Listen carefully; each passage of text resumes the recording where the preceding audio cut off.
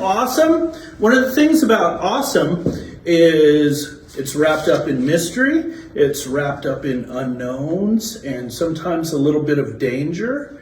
And with those three things going on, I have an event that is happening. So in 2 days, there is going to be a piece of space debris, as sometimes happens. If you remember back Skylab in 1979, NASA's Skylab broke apart as it was entering the atmosphere, kind of uncontrollably, and broke apart. Also, the Russian Space Lab, 1991, did the same thing. Well, this is a Chinese missile core or rocket core that is going to do the same thing and enter in 2 days and come back down. But we don't know where it's going to come back down and if it will be spectacular or not. So that's amazing. So let me give you the bottom line here. China's Long March 5B rocket successfully launched the Tianhe space station module last Thursday, April 29th, 2021. You remember me speaking about that before.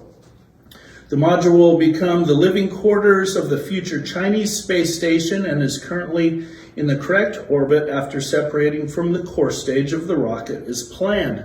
The core stage, which is what we're talking about entering, however, also reached orbit and is now on path to be one of the largest ever pieces of debris to make an uncontrolled re-entry back into Earth's atmosphere.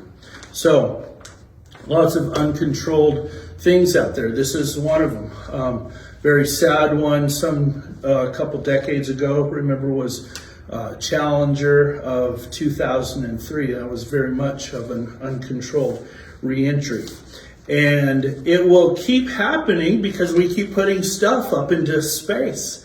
And that's just what we do for adventuring and moving out into space. But there's over 4,000 active working satellites in low Earth orbit right now. And that's not counting the non-functioning satellites that are up there in orbit.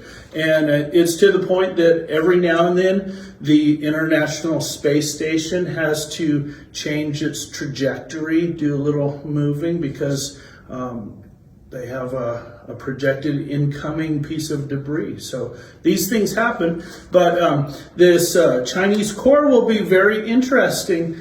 And more than likely, it will land in the ocean, being that we're 70% water covering the surface of the Earth. But that still leaves 3 out of 10 tries for it to land somewhere on one of the continents. So let's see what happens there. That's exciting. Okay, so let's do some constellation stuff before we go. You'll want to... I think I'm going to send you to the west and things that are happening there. Let's talk about maybe 9 o'clock tonight. So all the interesting things are going to make this big sweeping arc from the southwest to the west to the northwest. So a big star rainbow. And we're going to start with Sirius in Canis Major down at the bottom.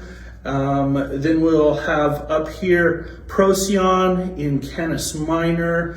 Up a little bit higher, let's see, we'll have Castor and Pollux, the heads of the twins Gemini, very, very bright stars. Coming back down, Capella in the constellation Auriga, the charioteer. And if you have great eyes, you'll be able to pick out Myrfac in Perseus, the hero, just a little above the horizon line there.